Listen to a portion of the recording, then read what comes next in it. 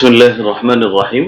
আপনি যথার্থই বলেছেন যে খুব অল্প সময়ের ব্যবধানে মাত্র ২.৫ মাসে ৩টি বিশ্বজয় আলহামদুলিল্লাহ বাংলাদেশ উপহার আ পেয়েছে এবং মার্কাজুল ফাইজুল কোরআনের ছাত্ররা প্রিয় মাতৃভূমি বাংলাদেশের জন্য আনতে সক্ষম হয়েছে। আসলে বাংলাদেশ বারংবার যে পৃথিবীতে ১ম স্থান অধিকার করছে অথবা বিশ্ব জয় করছে এর পিছনের রহস্য যেভাবে আপনি প্রশ্ন করেছেন এর রহস্য কি?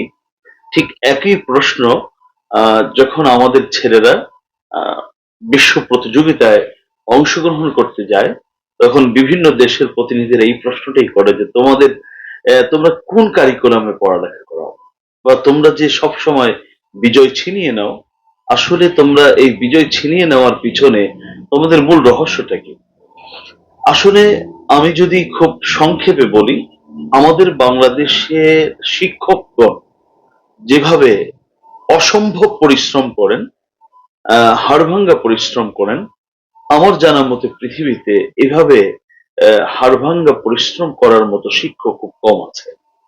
যেমন আমাদের বাংলাদেশে একজন শিক্ষক ভোর ৪টা থেকে ক্লাস শুরু করে রাত ১১টা, ১২টা, ১টা পর্যন্ত কোথায় বৃহস্পতিবার, কোথায় শুক্রবার, কোথায় আপনার রমাদান, কোথায় ঈদ, এগুলো তাদের কখনোই কি থাকে না। এগুলো তাদের সামনে থাকে না। তাদের সামনে একটাই যে আমার এই ছেলেটাকে পৃথিবী সেরা করতে হবে। আমার এই ছেলেটাকে দিয়ে আমি বিশ্ব জয় করাবো। আমি মনে করি যে আমাদের যে এই যে শিক্ষকদের যেই হাড়ভাঙ্গা পরিশ্রম, পাশাপাশি আমাদের ছাত্রদেরকে যেভাবে আমরা গড়ে তুলি, এটাই মূলত পৃথিবীতে বারংবার বাংলাদেশ বিশ্ব চ্যাম্পিয়ন হওয়ার পিছনের মূল রহস্য।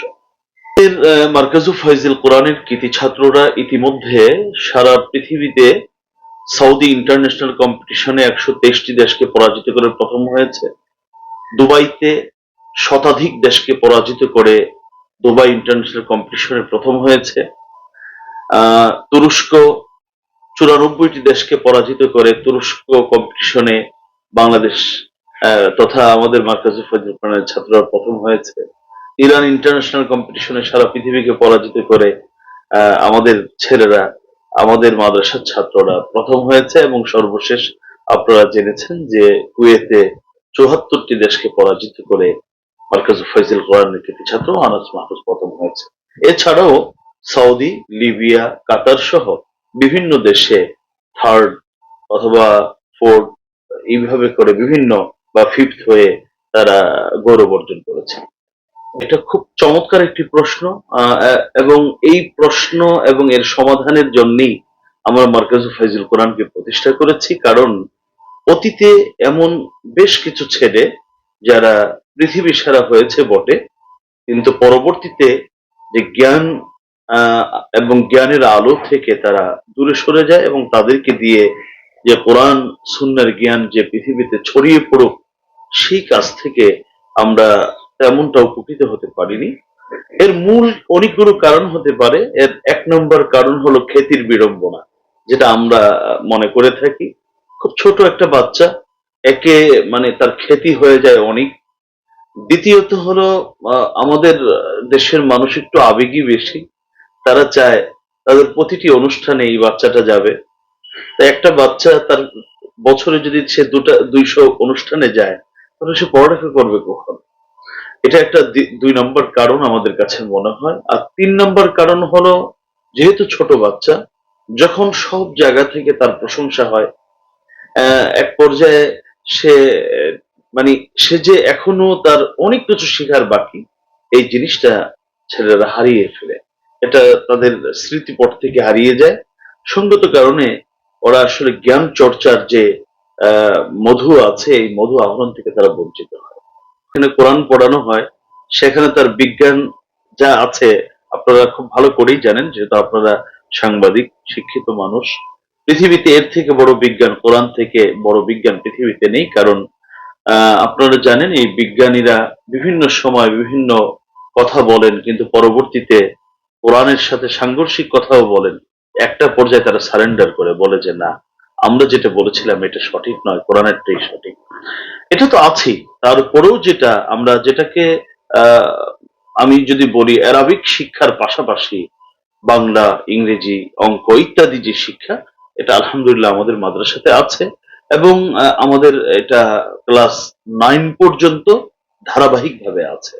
এরপরেও যদি কোনো কেউ পড়তে চায় কোনো ভাষা নিয়ে, সেটা আলেম হওয়ার পরে মাদ্রাসায় ভর্তি হওয়ার বিষয়। আমাদের মাদ্রাসা আপনার খুব স্বাভাবিক বিষয়, আহ, যেহেতু বারংবার শুধু দেশ সেরা না বরং পৃথিবী সেরা হচ্ছে, বহু মানুষের আগ্রহ আছে।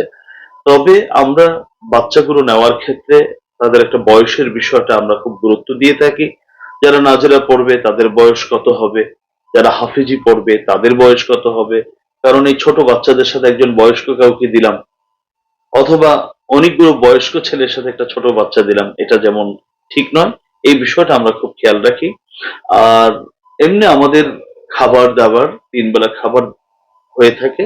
এবং যেহেতু দ্রব্যমূল্যের চরম ঊর্ধ্বগতি বেশ কয়েক বছর যাবৎ চলছে, তারপরও আমরা চেষ্টা করি সুষম খাবার দেওয়ার জন্য, যাতে করে, কারণ এটার সাথে তার পড়ালেখার অনেক কিছু এর একটা সংশ্লিষ্টতা আছে। তো 3 বেলা খাবার, মাসিক বেতন, আবাসিক চার্জ ইত্যাদি মিলে তাদের কাছ থেকে 6,000 টাকা নেওয়া হয় যাদের তৌফিক আছে। আর যাদের তৌফিক নাই, গরিব, অসহায়, মিসকিন, আমাদের দু একজন দু চারজন ভাই বোন আছেন যারা আমাদের মাদ্রাসায়, তারা তাদের কষ্টার্জিত অর্থ থেকে অসহায় গরিবদের জন্য কিছু দিয়ে থাকেন। আমরা সেখান থেকে তাদের ব্যয়ভার নির্বাহ করি।